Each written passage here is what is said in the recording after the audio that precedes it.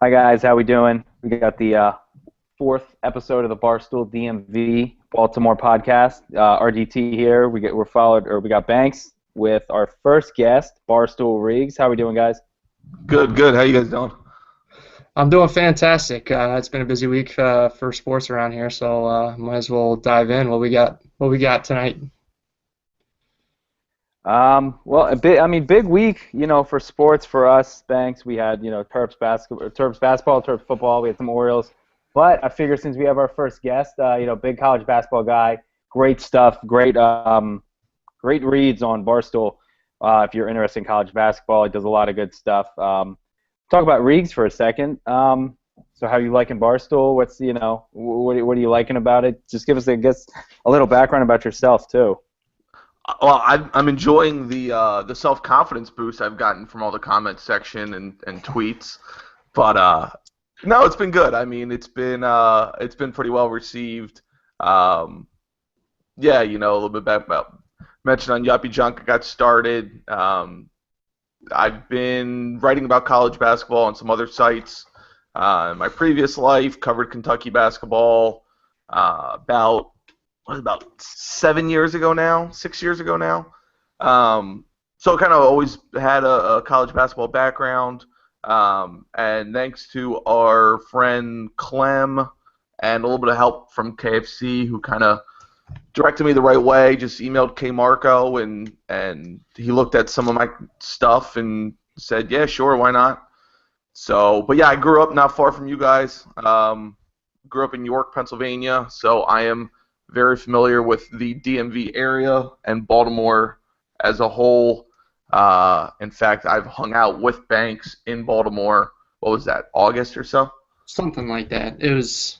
I think it was that series that ultimately sunk the Orioles season. I want to say it was the Twin series. It was the Twin series. It was the Saturday. Oh, shit. Because I flew in on that Friday when the O's blew that. Blew the lead in the eighth inning where there was just a bunch of chop singles. Right. And O'Day hit a guy. Yeah.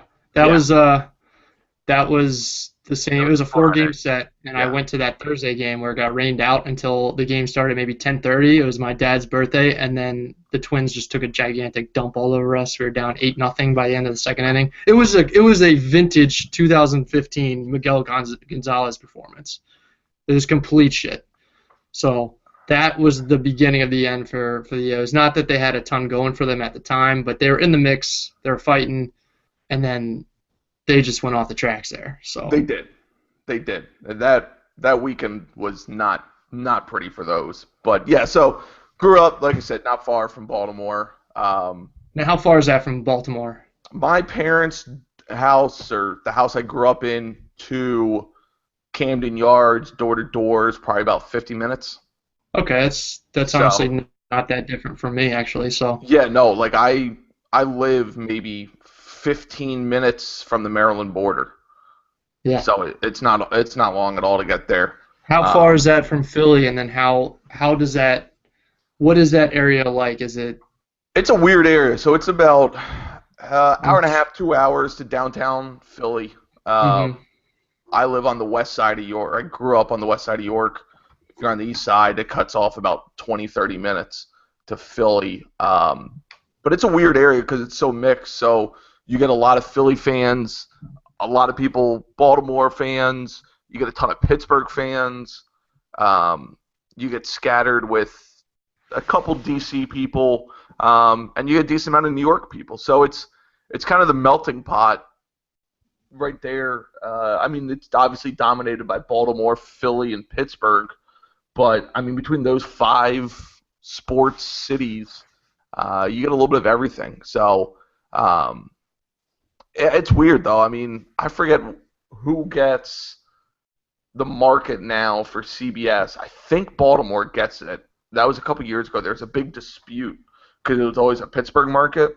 Right. I'm in that Redskins-Ravens window where it's still Redskins. And even, I think 2 weeks ago, the Rams game, I didn't get that on TV because the Redskins were playing, they were playing an AFC team, I guess.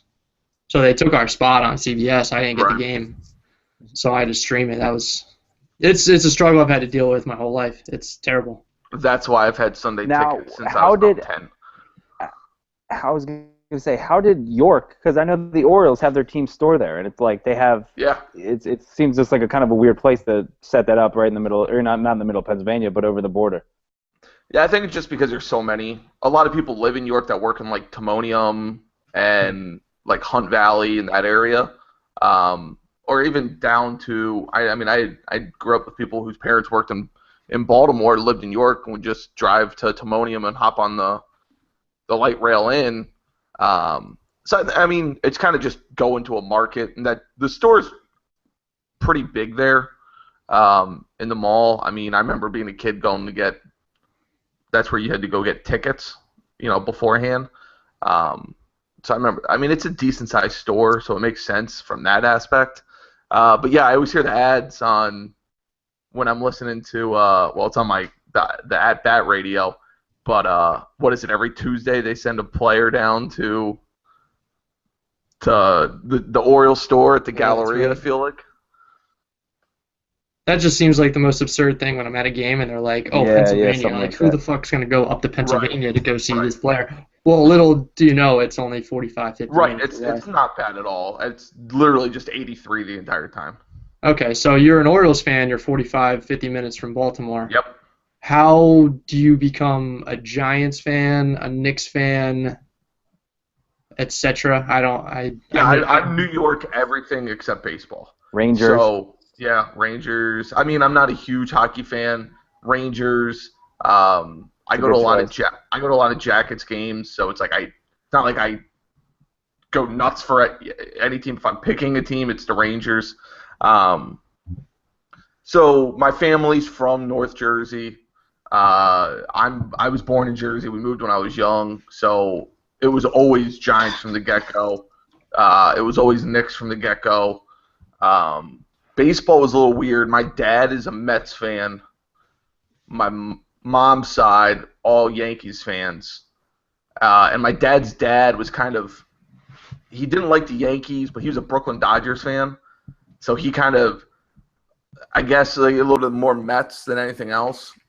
So it kind of took away that. So I had my choice when I was young, and being so close to Maryland, there was a ton of Orioles fans when I was little, and I fell in love with Brady Anderson. It's easy to do. He's pretty dreamy. We all did. Yeah. I mean, I remember I'm a couple years older than you guys, 3 years older, but I remember Brady coming up and just being like, all right, well, this is my guy. I'm in love with this team. I saw Masson is doing a contest or like an auction or something for you to just go down to Florida and just work out with Brady Anderson. It's not like have a game of catch. It's not like get batting practice or have lunch with him. You just get to work out with him. And that's I don't want to work out with him. I do just want to have a catch with him. I just want to spend the day. I would want to work it all in somehow, but there's no chance anyone could keep up with Brady Anderson working out. Right. I actually have run into Cal Ripken in Maryland when I was younger. We were at Disney World. I want to say I was maybe like 9, 10 years old, so it was right around 97, 98. And I was going down a water slide, waiting in line at a water park with my dad, and the woman just started talking to us and was like, "Oh, like you're so brave for doing this," because it was one of the unique slides, a steep slide or whatever. And she's like, "Yeah, my husband's over there," and like you raced a person next to you. So we're like, "Okay, whatever." She's like, "Oh, where are you guys from?" So we're telling her like, "Oh yeah, like, oh York." Like, "Yeah, we're familiar with that. Like, we live in Maryland." So I was like, "Oh, okay, cool." So it was my turn to go. Go down the slide. I look over, and I'm like, "Holy shit, that's Cal Ripken." So now my dad and Mrs. Ripken come down behind us, and they're talking, and I'm sitting there talking to Cal, just hanging out, waiting for his wife and my dad. And my dad's, talking. She's like, "Oh yeah, this is my husband." And I was like, "Cal Ripken's your husband?" She's like, "Yeah." I'm like, "Why didn't you just tell me that?" So my dad's like, of course, doing like the nice, like, "Oh, do you know who this is?" I'm like, "Yeah, Dad, of course I know who this is." So I'm embarrassing me, Dad. Right. I was like, "Dad, I just can you leave now? I want to hang out with the Ripkins all day." So they were cool as shit. Like, you know, Cal was just kind of like, oh, nice to meet you. Like, do you have anything I'll sign for you right now? I was like, I mean, you can sign like my swim trunks. I'm not carrying around anything. So, I mean, he was a cool dude, but yeah, it was a real small world. Like, I'll never forget, you know, like looking down, looking over, and all of a sudden there's Cal, and it was in his prime. You know, it was 90. Like I said, probably like 96, 97. Two questions that I have to ask now from this experience. So you said you were next to Cal Ripken's wife. Yes. 1 to 10, sleazy scale. What are you talking? That's right when that rumor with Kevin Costner was. I don't remember because like the whole situation with her got taken away when I realized it was Cal. Like I blacked out that first part. Sure. I mean, I've got my own story she about been hitting on my dad for all I know. But I think it was also the mid-'90s, so it was like tough to tell what was sleazy back then. True. And question number 2 is, did he have a milk mustache, and how sweet was it? I like to only imagine him with milk mustaches. Naturally. I mean, it's how he was. Yeah, absolutely. Right. See, I saw Mrs. Ripken at the anniversary game this year, the 20th anniversary, and I noticed her right away because I was like, oh, that's her. Like I've seen her from the 21-31 game so many times, and right away there I saw her. And there was also like a line of like it was like 15 frat boys, just like 20 people deep, just lining up to get a picture. Like they weren't paying attention to Cal or watching what was going on. They were like sitting next to her trying to get pictures. They heard the rumors. They know what goes on. Right. So that's how I became an O's fan. Like I said, grew up in the area. So I have family in Maryland. So I've been to Camden more times than I can count. It's the best place on earth. It is, of course. And then so you went to Kentucky. I did. Correct. Yeah. I did. So what's your first thought when you think about the Terps? Is it the Sweet 16 loss in 2002 for championship season? Yeah, it's real fun talking about 14 years ago when that's all you have. Hey, well, I was reminded because the game was on last week, so it brought a smile to my face. I just, I wanted to get your opinion on it. See, I've hated Maryland since I was a little kid. So my dad went to Wake Forest. So I grew up hating Maryland. So I remember I've been to Cole Fieldhouse. I saw Joe Smith versus Tim Duncan at Cole Fieldhouse. I've despised Maryland my entire life. They're one school that I was like, okay, I will refuse to go there. I hate everything about them. Nice. So even when they won the title, I was like, I was not happy with the Final Four when it was Duke versus Maryland because one of those teams had to win. That was a game I'd rather not talk about. Right. Mm-hmm. But then when Maryland played Indiana in the championship game, I made like a homemade Indiana T-shirt to taunt my cousin who was a Maryland fan. That's disgusting. Oh, I was all about it. Yeah. Was it like a Tom Coverdale jersey? I love Tom Coverdale. I was a big Tom Coverdale, Dane Fife fan. Like I was going nuts with them. I made I had my mom or my sister write Indiana on a T-shirt and I wore it around my cousin the entire time, which just completely backfired. I remember I didn't like Jared Jeffries the year that they drafted him. It was after that year because the Wizards drafted Jeffries in the first round and Dixon in the second round. Oh, and right. I hated Jeffries the entire time just because not because he was a decent player, but just because he went to Indiana and Maryland beat him, so I couldn't root for him. See, Go ahead. Juan Dixon was one of those guys. I wish I hated him more. If he didn't go to Maryland, I would have absolutely loved him. There's nothing to hate about him. He was pretty quiet, but a quiet leader of sorts. I don't know. He wasn't in your face. He was right. And same with Steve Blake. I really liked both of them. It was just the fact that they were Maryland. They're just great college hoops players. It's shown at least with Dixon in the NBA. He didn't really have much of a career. Those are the guys that people like yourself that love college basketball come to appreciate and love. Right, Chris Wilcox. That guy was a freak athlete. Right, I remember him from Maryland. He didn't live up to anything in the NBA, but he was always, like, in my mind, he's always that ridiculous guy from Maryland from that year. Mm-hmm. So, And he wasn't even a factor going into the season, really. He wasn't considered to be a big part. And then I just remember, second half guy. I remember watching like a Delaware State game, a non-conference game, and he just blew up with like 25 points and those gigantic dunks that like any Maryland fan in that era, his arm easily. So long. And then from there, he was just off. He was like a whole new player. So, but something about that Indiana-Maryland game that I'm just kind of remembering is that was.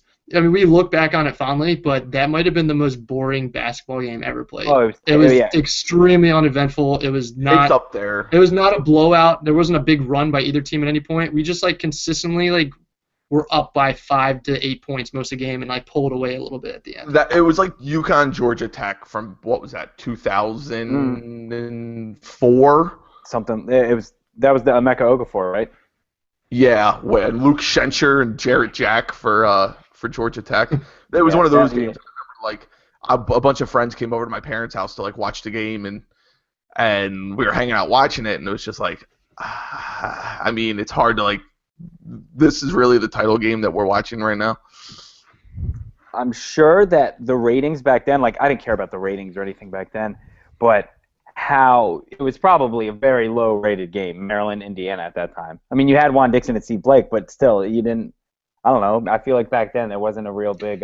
Who was the fourth team in that Final Four? It was Maryland, Oklahoma. Kansas, Indiana, and Oklahoma. I think it was Oklahoma.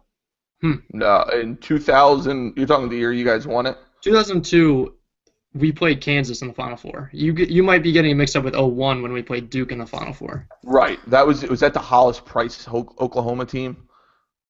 Yeah, Oklahoma was in it. Yeah. That's right. Yeah, I think it was Hollis Price.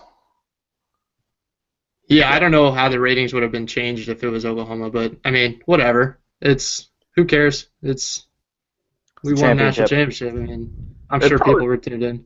It probably was higher ratings with Indiana just because it was Indiana. That's true. Yeah. Yeah. No, I mean, it was entertaining from a different standpoint. No, yeah, I guess we kind of got that out of the way. We can dive into a topic that we all know about, like we were talking about earlier, the Orioles.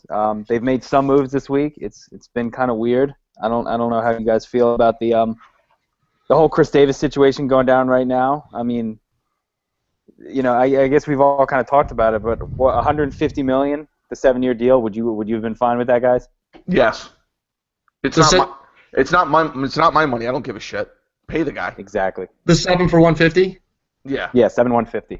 I am all in for it as long as we're stretching the budget a significant amount. Like if we're going to continue to have the budget that we've had or something similar nowadays, it might not be prudent to be paying somebody 21 and change million a year, but we should be stretching our budget out. We're getting mad coin from Masson, so why the hell not? Yeah, I mean, like we've talked about, this goes a long way in showing Manny Machado down the road, hey, we're willing to break the bank for you. Exactly. You know, we want to keep our guys here. That's why I think even Wieters just signing the qualifying offer goes a long way for that sense of, hey, we'll try to take care of you as much as possible.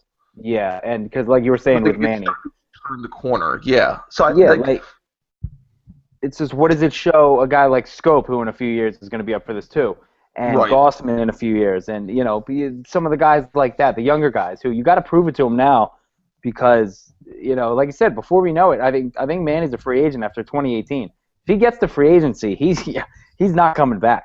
If someone is going to offer him, you know, he's going to make more than Davis probably will, and he has all the right to. He's going to be a great player by then. Yeah, I think it just. There's the core there. You just have to really keep intact with Jones, Machado, Scope, Gossman, and if Davis, is that your core right there? You're set. Like you're gonna contend for the playoffs. Most of those guys controllable for another 4 or 5 years. That's a nice solid size window that you should be shooting for. Right, yeah. And you put the past 4 years that the O's just had. That's 8 years of contention. They won more games than any team in the American League in the past 4 years. Past 4 years, yep. Yeah, I mean, the window, like you said, the window is definitely still there. Even if Davis leaves, I think there's still a window because, like you said, they have the young core. they don't have the strongest farm system, but they have guys who they can build around and, or who can come up and make an impact. No one's going to come up and hit 40 home runs like Davis has. Well, But it depends what happens if Davis leaves, who else comes aboard, because you're not contending if Mark Trumbo is your only move this offseason. Yeah. And if they're trotting out Jimmy Paredes and, Nolan Reimold's your starting left fielder and things like that. Like I said, Right. I'm fine. I'm fine either way. If he comes back at 7 years, 150, that's great. I love it, and I'll keep my mouth shut, and we'll see where we go. But yeah, if they don't, then I want to see that money. I want to see it go to Upton. I want to see it go. That to, 150 has to go somewhere. Yes. Don't sit on the money. Don't because they did this last year and then they got Travis Snyder. I think they need to go somewhere. They need to do something with that money. I don't know if it's pick up Denard Span or a Scott Kazmir, someone like that. Somebody like Span would be perfect. I don't know if you can just throw that one. Well, I guess if you're going to spend it, you should spend as much as it you can. But if we sign somebody else who has gotten a qualifying offer, we've already moved up to the 14th overall pick. Yeah, we don't want to lose that pick. gone. That's a pick. Right. So a guy like Span is somebody you'd want. If we're taking that 150 and Davis walks and we've shown that we want to spend it, we should just go right to giving Machado that bridge deal that he should be getting to lock him up to delay his free agency for another 2-3 years. Someone was comparing it to, you get $5,000 to spend on your apartment, your brand new apartment you moved in. You're not going to buy a $5,000 TV, are you? You got a bunch of things that you need to cover. It's, do you want to go out and spend all your money in one place? And that one place would be Davis, which I'm fine with that, though. Like, if that's – I really am. I really am. Offense wasn't the problem last year. No, not at all. At times it was, where they went through those streaks. But that's just baseball, man. Yeah, right. You're talking 162 games. He was the one constant piece, I felt like, that was producing game after game after game after game. Plus, look at his defense. You're the guy that's a phenomenal not even just a phenomenal first baseman, but he can play multiple positions, so Buck can get creative with his lineup. So you bring Davis back, you got Trumbo, and then you make a couple small moves, maybe somehow upgrade pitching. I don't know how you can with a small amount there, that as opposed to what's already out, the Orioles are trotting out, but I think that's a hell of an offseason. You're returning everybody from a team that should have been a playoff team if they don't chip the bed against the Twins. I think I said it last week. I can't see the pitching staff pitching as poorly as they did last year. There has to be some regression back to a mean. Yeah. I think they pitched over their heads in 2014. Somewhere in between. And so I think 2015 you're going to find right there in the middle, and we're going to see a team that, like right now, without Davis is probably an 85 to 90 win team, and with Davis we're talking 92, 93 wins, maybe. I don't know. Right. If they bring back Davis, and assuming that Pierce is gone, Parra is gone, and Chen is gone. I think Pierce comes back. See, I He's saw getting that a lot of interest. He was pricing. They said he was too expensive for the Tigers. They said his asking price was too high. I think the Rangers said the same thing, which is maybe wild. it was the Rangers. Yeah, which if I'm Steve Pierce, I'm taking whatever I can get right now. Right. But assuming those three guys leave, and they bring back Davis, they're bringing back 3 of the 6 guys that were free agents last year. And if they would have told you that at the end of the year, you would have signed up for that. I feel like you would have signed up for it, because the assumption was they're all leaving, they're all gone pretty much. I feel like at one point it felt like they were all not going to be back. I agree. And like you say, you bring in Trumbo, and who knows where they go if they make another small move, not a small move, but maybe a guy like Fister or Yvonne Gallardo, someone like that. They got to get a pitcher. Gallardo would lose the pick, so that's why I'm heavily against picking him up. He's just not good enough to give up that pick. But I think we've done it before in the past, and I think since it hasn't worked out more recently, people are like, oh, that was just lucky that one time. I think we should just throw our hats in a bunch of rings, or however you want to, whatever the phrase is. Cliff Lee, we might as well roll the dice to Johan Santana again. Just get a shit ton of those old guys. let's just see which one of them will probably pan out and end up being actually even pitch a single ball for our team. But I don't know. I figure that's one way to mitigate losing Chen, because Chen's gone. That's pretty much. Oh, Chen was gone the Chen's second. Gonna get so much money, yeah. Yeah, when they sent him to Frederick, and he was not happy about that. His agent was not happy, and I think that's. I mean, yeah, and you know, good for him. He's going to earn whatever deal he gets. He deserved it. But yeah, he's not coming back. Now, do you think because Casimir's a lefty? Do you think they need a lefty? Because that's the talk is, you can't have 5 righties. You can't do that. That's kind of nonsense in itself. Casimir's just a good pitcher, though. I would like Casimir just for the merit of his ability. He doesn't, not because he's a lefty per se, but I'm in for Scott Casimir for sure. Yeah, I think Buck had a good quote the other day. They asked him about the topic, and he goes, "Oh well, I'd rather have 5 good righties over one subpar lefty just because he's a lefty in the lineup or in the rotation." Did you see a factoid, by the way? This is pretty off topic, but when do you think the last time the Milwaukee Brewers had a left-hander start a game? I wanted to say CC, but just start, even a spot start. It's been like 2013. Yeah, it was 2013. They went a whole season without a single start from a lefty. That's absurd. It's pretty absurd. And the Brewers are a shit baseball team. But yeah, I just thought that was a fascinating statistic that a team just couldn't even throw a lefty out there once. Yeah, well, I guess you see what they've done the last few years since then, and I don't know. No, yeah. So like we were talking about, if Davis comes back, okay. If not, that's fine. We'll start to throw money at Manny, and some of the other guys, lock them up long term, so we don't run into this situation again in 2018. I don't want to harbor on it too much, but the whole Davis with the report that the Orioles up their offer and all that stuff. Do you think Scott Boras is pulling punches? Yeah. Do you think of course. Boras is just up to Boras shit right now? Yeah. When is Boras not up to Boras shit? But this is 100% a Boras play, isn't it? Right. Did you see the shirt that Prez wore today on the rundown? I didn't. That says troll. That's what Scott Boras needs to wear.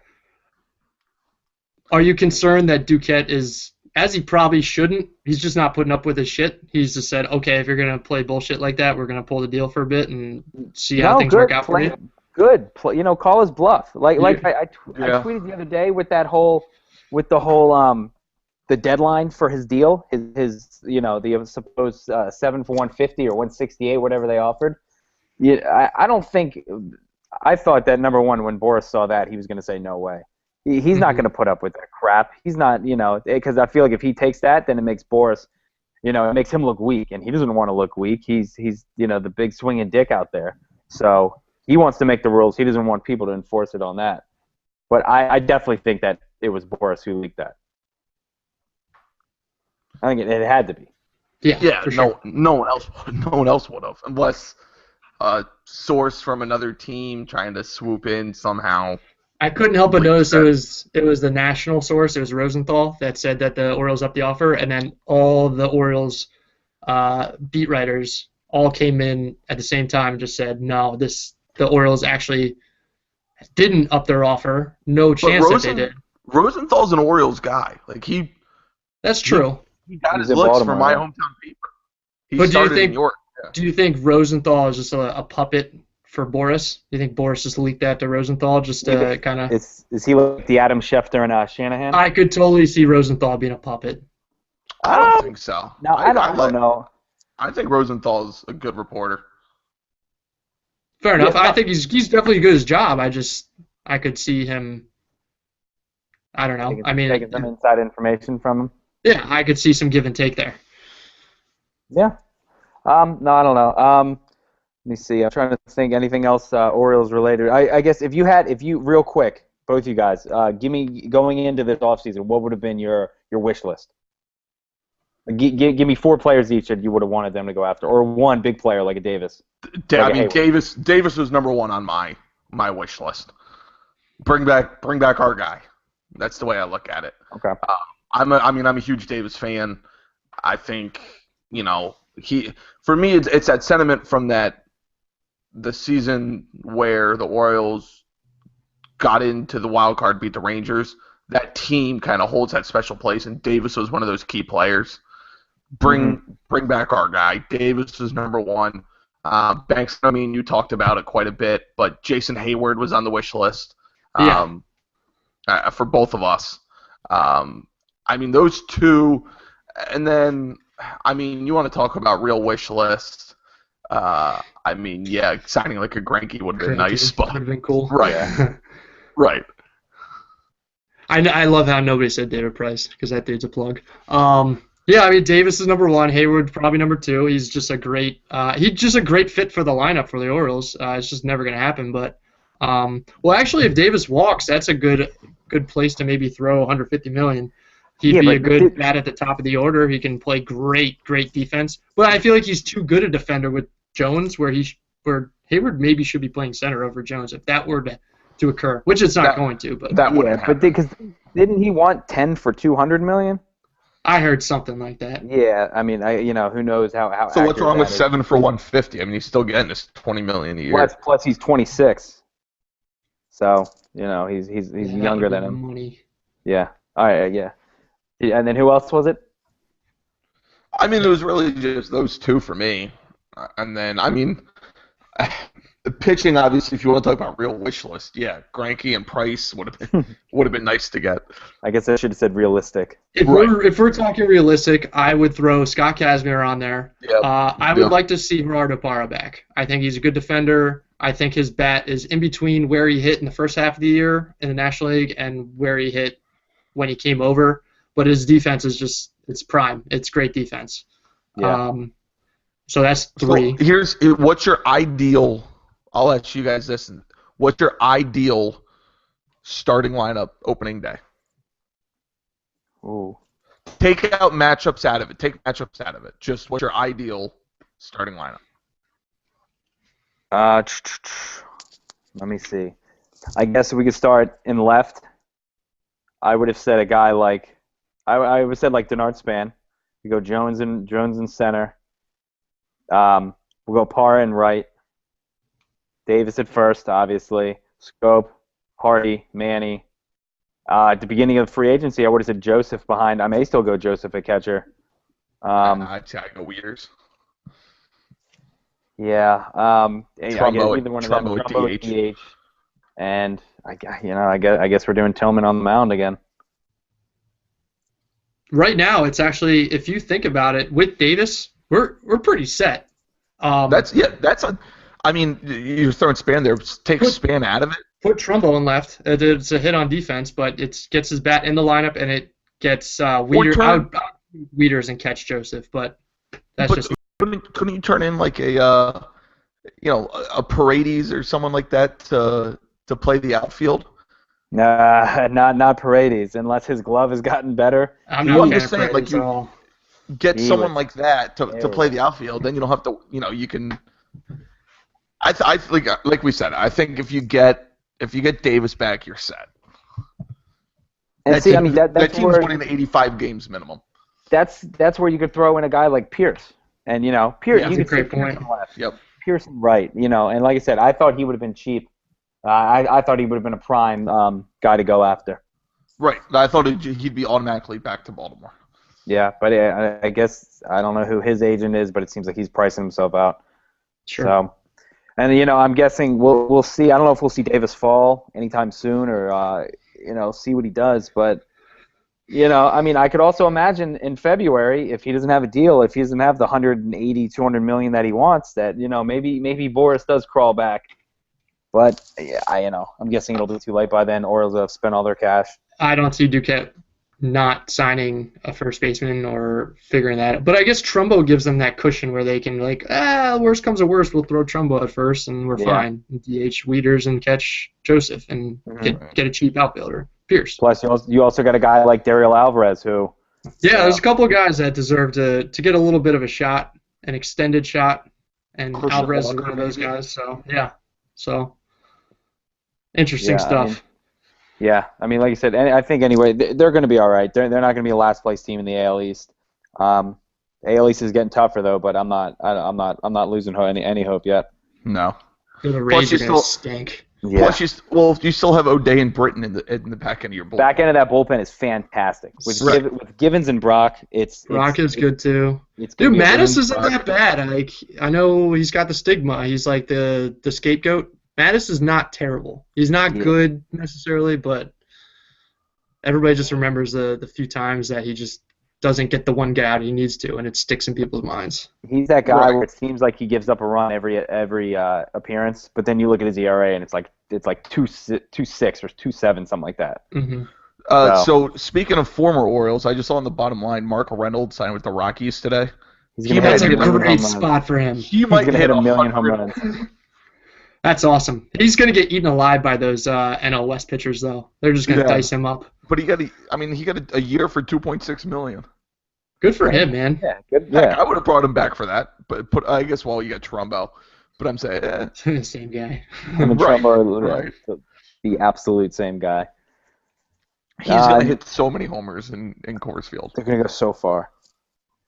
Yeah, I don't know. Do we have anything else on Orioles? I'm trying to think. I know we covered the O'Day deal is official. I think they said he got like just barely under $31 million. So it's 30.9, 8 something. So good deal. It's not 31. That's a steal in my book. Yeah, with 7.75 a year, it's less than Miller got last year. Less than Miller got, and he's an all-star. Yeah, exactly. I love it. I guess we can talk a little about Terps basketball. Bobby, you guys watched the game the other night. I watched most of it. I will admit, I was so exhausted I fell asleep during the second half. That's good. That's a good thing. Yeah, we want to talk about that. It was a great game.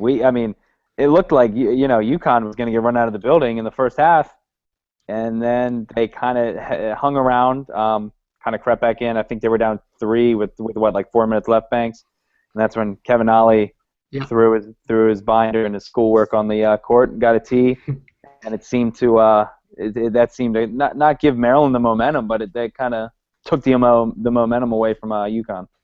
Yeah, you can't put the Terps at the line, especially Melo Trimble. It's just not going to work out for you. But he missed one. He did miss one, but that was the only one.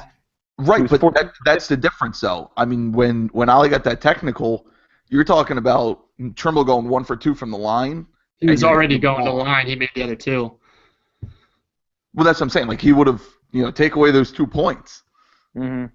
So it's, I don't know. I think that's a lot more on Ollie than a lot of people wanna talk about.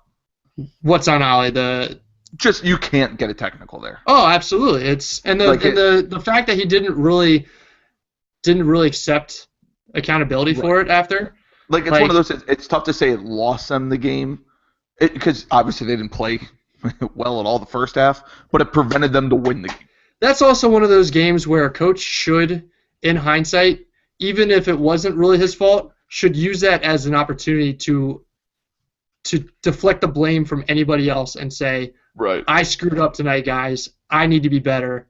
Next time, I'll be better, and we're going to move forward from this. And it's kind of like you want your players to act that way. You need to do it yourself. And right, like what if that was Daniel Hamilton chirping at the ref, getting a technical? Ollie would have lost his shit. Mm-hmm. So why he was close to getting one. Like he was in the ref's face leading up to it, and to an extent, it might have been Ollie a little bit like how a baseball manager will come out and argue something that he doesn't really believe in just because his player does, and so he kind of just like, takes the bullet for him. But you can't do what he did. It was boneheaded. And like I said, it didn't lose them the game, but it prevented them to win. Yeah, and because that pretty much stopped the UConn momentum. Because you guys know Madison Square Garden. It was basically a home game for UConn.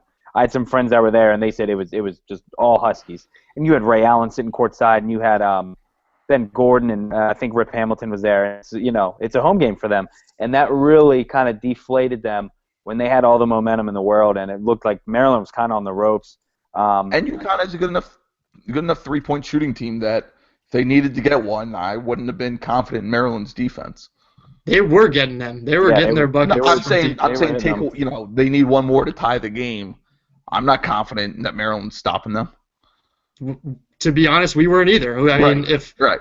we gave up the threes to get it to that deficit, and I was eating my shirt. It sucked. It was a very uneasy feeling watching it. It was like the Georgetown game where they weren't missing, and they were shots where they had Maryland's hands were in their face. Georgetown should have beat Maryland. That was a game that was a game Georgetown outplayed Maryland the entire time. Well, it was like 35 minutes. Yeah, Georgetown should have won that game. Banks and I were talking about that, how it seems like Maryland takes 5 or 10 minutes off a game, and then they have to kind of claw their way back into it. That's just the will to win there from the Terps, though. That's just Xfinity Center doing its thing. That's very true. I mean, it was a great game, but that's one that Maryland should be lucky that they got out with a win. No, yeah, it's going to end up being a good win because I think Georgetown's a good team. They're starting to play better. You know what really kind of stood out to me was Diamond Stone in the first half. I thought he looked real energetic. I feel like we learned a lot about Diamond Stone the other night, for good and worse. He needs to come off the bench. He needs to be taught a pump fake as well. He should never pump fired fake. Up. He lost himself a little bit when he started. There should be a rule for Diamond Stone put in place. It should be that when he catches the ball, he gets 2 seconds to get a shot up and 1 dribble max. That's the rule that should be for Checo. That's the rule that it should be for Dodd. I mean, that's a general rule for most bigs. But Stone, when he gets the ball, wants to just try to create something on his own. Yeah, exactly. It's too much. The worst offense you've seen. Yep. I completely agree. He's just not. I mean, he's obviously a skilled player because he's going to be a first-round draft pick, but he just doesn't have that offensive skill set yet against college players. See, because I just remember I think it was like two. I want to say it was 2 possessions back to back where he kind of caught the ball and immediately went to shoot it, and he got swatted in the first row. Twice. There was the one from the elbow that he didn't know what to do with it. Pump fake a couple passes, and then he said, fuck it, I got room, I'll shoot it. And then you can't do that. The defenders are too long and too fast in the college game to get away with that. Right. But honestly, going up quick, even if it's a block shot that goes out of bounds, it's not the end of the world. If you're a Maryland fan, if I'm a Maryland fan, I think I'd rather see Stone do that than catch, wait, try to do a drop step, probably walk, or lose the ball out of bounds, resulting in a turnover. I'd rather just take my chances because he's great at finishing those little bunny shots. Mm-hmm. Take my chance that he finishes, or it's a block shot. You live with it. Sure. I'd rather live with that than the other outcome. And that's what he was kind of doing that in the second half. It seemed like he definitely wasn't the guy he was in the first half. First half, I think he got to the line a few times. Was going up strong off some rebounds, which I mean that's a great sign. He had 16 and 9 during the for the game. So I think it was only him and Melo that scored in double figures. Melo had 25, Stone had 16. I think everyone else, kind of chipped in with what they did. Right. So I think a big thing for Maryland moving forward, especially Diamond, and maybe Robert Carter a little bit, but he's scoring so at ease well enough where it's not a big deal. They need to work an inside-out game a little bit. Stone's not really distributing the ball once he gets it. He's just trying to get it to the hoop. He doesn't know how to pass the ball. No. So that's something that I'd like to see them kind of progress with. And I'd like to see it seems like when they do that, it's Layman that's getting the shot and he's missing. And so that makes it look worse than it is. But that's a whole story in itself is Jake Layman right now. They need Jack or Jake Layman to show up. Either one. I'll take I'll take another Jay Layman. I don't know. I think at some point Layman might get benched. If he keeps this up, I don't know how you can keep throwing him out there. He's a liability right now. Because here's the thing with Maryland. They're not a good defensive team. See, I disagree with you wholeheartedly, and you continue to say that. By a lot of metrics, they were the best defensive team in the Big Ten last year. But you watch them; they're just not that good. I mean, you just watch them though. You sit there and watch them. You're like, this defense is not that good. Suleiman's a hell of an individual defender. I like Dodd a ton as an individual defender. Trimble struggles still. Stone's a mess defensively. Layman's where that I don't know what to think of Layman. It's all based on who he's guarding, which I know is the easy way out. But some games he's great for you defensively because he's so long and can guard multiple positions. But some games if a guy's quick, he's screwed. Sure. I mean, I'm so frustrated with Jake Layman at this point. I don't know what to do with him. I don't know how much longer we can wait around for him to turn it around. And Nick should be a better defender than what he is. I agree. He's pretty long. He should be a good defender on the perimeter. He should be your go-to. Like, you guys need to stop defense. You put Suleiman on whoever the best guard is. You put Nickens on number 2. Yeah, we're not getting him as many looks as I'd like for us to get him. Yeah, he only had 3 shots last game, and they were all threes. He was 2 for 3 on threes. Yeah. Yeah, so he needs to get somewhere around 5 to 7 shots a game. Mm-hmm.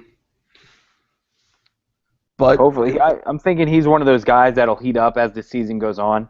You know, some of the other guys maybe because I know I saw some stat today. I think Suleiman and Trimble had played, just an outrageous amount of minutes, and hopefully Nickens can be that guy. If they start to slow down the stretch, you can plug in and get him 12, 15 points a game. Get used to it because I don't see Trimble or Suleiman playing any less minutes going forward. Yeah, that's true. Yeah. Trimble's on the ground. How many times a game? It's over 10 times a game. Yeah, he'll miss one game a year because of just some sort of injury. Hey, I'm fine with he could take off a Northwestern or someone like that. We don't rest him up. But he will that's just his style of play. Like he's a decent shooter, but his game is just getting into the lane and drawing fouls. Yeah, he'll get to you saw it last year. He can get to the free throw line whenever he wants. Yeah, well, especially with not the new rules, but the emphasis of rules. It's a huge advantage for him too. For him, yeah, he's smart about it, but some of the fouls that he draws aren't even fouls. It's just he's so herky jerky, and his head is always like flailing when he goes to the rim. That I feel like he gets like one whistle a game just doing that. Hey, it works. Like I said, he's smart. If that's what he's doing, it's incredibly smart. He doesn't flop. He sells. There's a line, and I think he toes it with just. It's beautiful the way he toes it. It's like he's just herky jerky. He moves his body so much. It looks like he gets pushed when he could be standing by himself. There's an art to it, and he's mastered it. So he's got Manu Ginobili in him. Like Ginobili does a lot of this himself, especially when he was younger, of the way he would get to the lane with those Euro steps and bring the ball out and back in. Trimble does that a ton, and that he just draws fouls. And it reminds me a little bit of that. Sure.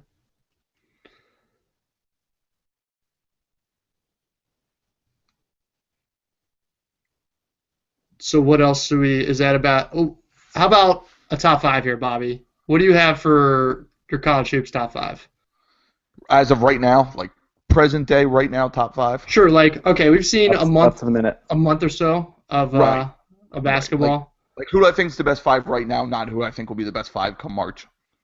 Give me both. Might as well give me both. Yeah, do both. So top 5 right now, I think Oklahoma's 1, UNC 2. Or Michigan State 2, UNC 3. I want to still put Iowa State 4. No, I'll fight you to death on that one. And I like Iowa State. That's my one school that I am like, come on, man. Right. I don't buy Iowa State one bit. Well, sure. And Kentucky 5.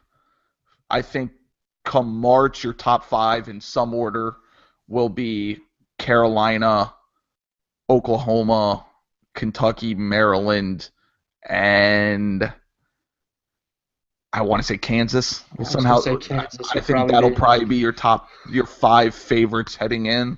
See, I was going to throw in Michigan State too. Oh yeah, you can't Just forget 'cause them. every year. Yeah, you can. I mean, I think they're that next tier. They'll You know, look they'll there's look some- better because Right. they have a favorable home and away schedule in the conference, Right. so They'll be their somewhere resume in the- will be very They'll good. be somewhere in the 6 to 8 range, I think. come Yeah, it's March. just it's like you see every year. It's like they look so much better in February and March than they do in That's a little bit of the November, scary December. part is if this is early Yeah. season Michigan State, then what does March? But their They're guys playing without a have- starter right now, though. Gavin Jeez. Schilling, who's one of their Yeah. better post players, he hasn't played a So- game yet this year. So I mean, they're going to be a different team. I think Denzel Valentine will regress to the mean a little bit. Come back down to earth. Sure. Yeah, he's not going to be putting up triple doubles left and right. But getting Schilling now, you add another starter, and they're you could sell me on them in the top 5 come March, but I think they're right behind that group of 5 I gave. You got a favorite for Player of the Year, or is that still too early? I got my favorite. I think it's Chris Dunn still right now. Yes, it is. I'm Chris Dunn all the way. I'm a big fan of the guy. I give my top 5 right now. I would say Chris Dunn, Denzel Valentine, Buddy Hield, Ben Simmons, and if you want to look at a wild card, AJ English from Iona. Okay, that would be interesting. He puts up. I mean, if you want to talk about statistics, he puts up triple doubles. He's exactly like Chris Dunn, but more explosive offensively. So he's one of those guys that can sneak into like a second team All-American or something like that. I think you'll see Kyle Wiltshire's name come up because people want to not knock him for not being like your traditional big guy. Well, he still gets like 6-7 rebounds a game. And he's putting in 19 points. Mhm. I mean, and if Gonzaga keeps winning, I think that's where Simmons will get screwed. Is LSU's just not a good team right now? Yeah, didn't they lost to who? College of Charleston last week? They've got a couple guys Yeah. on the shelf though. Yeah, but it's just one of those things that if they don't win, you can't win Player of the Year. Right. Like I think it's been a good couple months. I think I went back and looked to see the last time like a non-tournament team had the Player of the Year, and I don't think it's ever happened. That's I can't gonna be a picture it while. happening. I can't even. Right, but it's one of those like that could very well happen this year. I mean, if Simmons is putting up the numbers that he did and LSU makes NIT, I don't think the SEC is strong enough to keep to keep LSU from making a push once they get healthy and kind of see, I getting disagree. ahead of those teams. That's the 4th best team in the conference right now. That's at best. Maybe, Yeah, I mean, and then you still don't know if Florida could end up being better than them. Florida's playing pretty well. You never know what's going to happen. South Carolina's probably playing better than they might be 6 right now. Mm-hmm. And Alabama has who? That's they got Avery Johnson now coaching. They just lost their starting point guard today to a broken foot though for the season. Oh. Ouch. Yeah, That's a rough broken foot for 5 It months. was broken foot and something else. Yeah. Well. 3 months. Yeah. So I mean, it's going to be interesting in the SEC Yeah, because everyone did get a little bit better this year, or the conference got a little bit better this year. So I don't know. It'll be interesting. LSU needs to win games. That's for damn sure. Yeah, his name. I guess he's not really going to be up in the mentions for any awards if they're not winning. Makes Yeah, sense. I mean, he'll still be first team All-American. He'll get Player of the Year votes, but I don't know how he can win Player of the Year and that'll be interesting too with Providence. I think they'll take a step back. I think they'll still get into the tournament as one of the last like 8 teams in, but if they struggle in Big East play, can you give it to Chris Dunn right away? I mean, it could default to Denzel Valentine. Yeah. I mean, I feel like Valentine. He's got the Michigan State thing going for him, and we saw him because he was pretty good last year, and like you said, he's putting up good numbers this year. He's putting up triple doubles. It seems like he's always on SportsCenter. Right. So, yeah, I mean, he's definitely a name to watch out for. Yeah, and I think you'll see your guy Melo get some votes. if Maryland finishes in the top 5, top 6, it's going to be one of those. Well, you have to vote for somebody on a top team type thing, and he'll get votes, especially if he's scoring the way he's been scoring this year. He's been scoring in high-profile games, so Right. that's going to up the votes for him and all that too. He's built up a pretty big reputation, so. Yeah. I guess that'll bring our college basketball segment to an end. I know, like I said, Maryland has University of Maryland Eastern Shore on Saturday. I think they got cupcakes until Big Ten schedule starts. I think Penn State's their first game. I believe so. Game. Yeah. Bobby would know better than me. Princeton, Marshall, cakewalk. Yeah. Yeah, you guys are fine. Cakewalk. Yeah, you guys shouldn't struggle at all. Princeton will be that should be a fun game. That's at the where is it? The Chicken Box down in Baltimore. The Chicken Box, that's right. We'll be at we'll all three be at Yuppie Junk Live. So that's right. Looking forward to it. We'll have them put it on the TVs there. See, we'll be watching pregame for Kentucky, Ohio State instead, I think. Yeah, that game's that night too. That's in Brooklyn. You're going? Yeah, that's at 3. It's scheduled for 3:30. It's UNC, UCLA beforehand, and then after that game ends, UK, Ohio State. That sounds like a nice little 2 games back to back. Yeah, it should be good. Yeah. Yeah, I don't know. We got anything else, Banks? Do we want to do a little bit of Ravens? What do you got on the Seahawks game? We can skip over it. Hey, it's fine. Let's see. We could be seeing Jimmy Clausen, the Jimmy Clausen era begin in Baltimore. Go. And I'm not saying I'm a little bit scared for Joe Flacco's job, but I'm a little bit scared for Joe Flacco's job. Just because Jimmy time is infectious.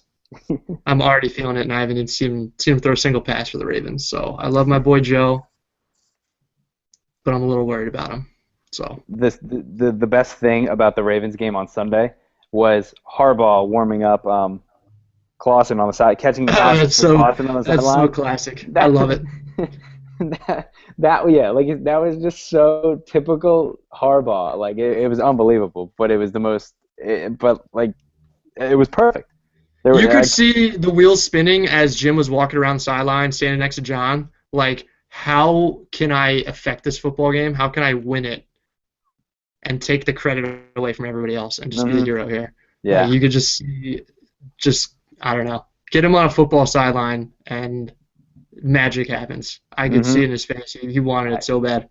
I agree. Bobby, who do the Giants have? Real quick, we can go over that. They're Monday night against Miami. Oh, yeah, that should be. Who knows who the Dolphins are anymore? Yeah, I was gonna say last week. Dude, Tannehill completed 9 passes against the Ravens secondary the other day. I think I heard 9 passes. They were 2 for 9 passing in the second half. That seems right. Yeah, they gained, I think, south of 275 yards against the Ravens, which is a joke for this year's defense. So, I don't know. The Dolphins stink. We lost to them. Good things. We're gonna get a good draft pick. They moved up in the standings and we moved up in the draft order. So we're sitting at number 5 right now, looking to angle up. It works. It'll all work out for the best. Sure. Like I said, Ozzy will get some draft picks, turn it into gold, and we'll see where it goes from there. Yes, sir. Yeah. I think that's all we got for this week. Make sure to follow us on Twitter. I'm at BarstoolRDT. I'm Barstool Banks. Yep. At handle is as such. Bobby, you got a few things that you wanna say? Yeah, you can follow me at Barstool Reegs. I have my college basketball podcast at Storm the Court PC. We got a couple people lined up. Another former player is going to hop on soon. A guy who played for Albany is going to hop on here in the next week or two. So we'll put that out there. We had Trent on this last week. I have no idea if he's still alive after tonight's game, but so you might want to listen to his last words. So yeah, again, you can follow my stuff on Barstool U. Usually have something up every day. Just real quick, this has to be the worst sports week in Trent's life. Yeah, so I happened to just click on the blog, and the first thing I saw was the top story being from Trent. Iowa State comes roaring back from 20 points down to cap off my worst sports week ever. No way. I didn't even know that happened. Yo, yeah, They- Monty they- Morris hit a shot with 8 seconds to go. Holy shit. I That's feel what I'm so saying. bad for Trent. I could see when that drive was going on for Trent with Michigan State, I could see how rattled the whole thing was, how like it was eating his soul, and he wanted to spit something out that was content worthy, and he just didn't have anything. He just was so devastated. And that's what made it good content. It was really genuine. He That, just like- was so That He's- car ride home that they were showing with him, where he was just a monotone, like that. I don't think that was fake at all. That was him. Just I hate life, and I can't believe what I just saw. I've been there. So yeah, Trust me. Pretty much. that Big Ten loss with that goddamn kid sitting next to him. As someone who's seen an undefeated season go down the drains late in the game, late in the season, it's not fun. I feel watched sorry my for you. team. I watched my team lose the Super Bowl by 6 inches. So I'm not sure. I'm not sure which is worse. And they haven't sniffed it since. That's great. Hey, I've seen Super Bowls. I'm happy. As have I. Yeah, you guys can go. You guys can get the hell out. Yeah, no, that's all we got this week. Bob, thanks for coming on. Appreciate it. Check out his stuff. The podcast is great, really good. A lot of good blogs he puts out. Follow Banks, follow me, follow Reegs. Read all the stuff. Yeah, we'll see you next week. See ya. Appreciate it. See ya.